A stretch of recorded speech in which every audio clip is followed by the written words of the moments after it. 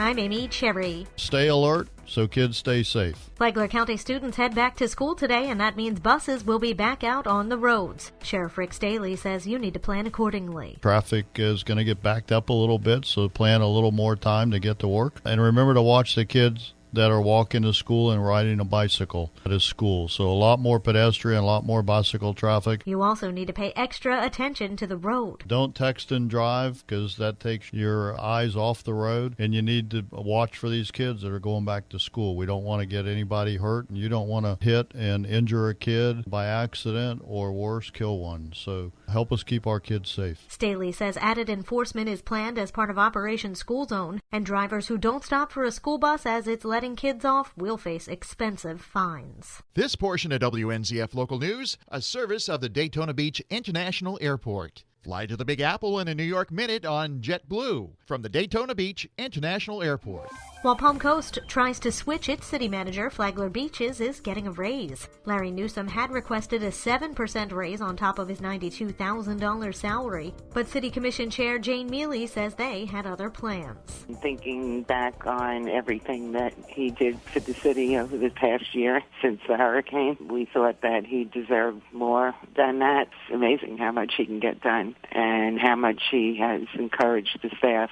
The commission offered to give him a 30% raise, bumping him up to $120,000. The raise may not end up being that high. Council still has to work through the budget process. A major theft at a construction site in Palm Coast. Mary Rose Hamilton reports. More than $31,000 worth of tools and equipment were reported stolen from a construction site where a Palm Coast senior living center is being built. According to a Flagler County Sheriff's Office report, crews have been working since September to construct Sable Palm's assisted living and memory care. It's an 88-bed senior living community. David Guthrie, a contractor with Exterior Plus, he reported to deputies on Monday that more than 260 pieces of construction equipment were unaccounted for from the construction site. Guthrie said he rented several pieces of equipment from Sunbelt Rentals about 3 months ago, and the leasing company picked the items up when the project was completed. He said Sunbelt sent an invoice on July 31st indicating $31,000 worth of equipment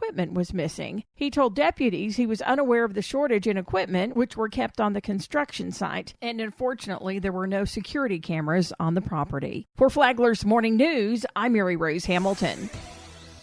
Palm Coast wants your input on its city charter. Ben Smith has the details. The Palm Coast City Charter does not lay out a specific time frame or order of operations to conduct a review of itself. As such, City Council has brought in Florida Institute of Government Director Marilyn Crotty to facilitate the effort. Under her guidance, a website to take public comment on the issue is scheduled to launch Friday, with City Council review of those comments a month later. Additional public input would come from workshops held across the county through the end of October. Any proposed changes to the charter would then go through several more months of review before appearing on next November's ballot. Crotty's goal is for the Palm Coast Charter to be clear, simple, and understandable to the average citizen.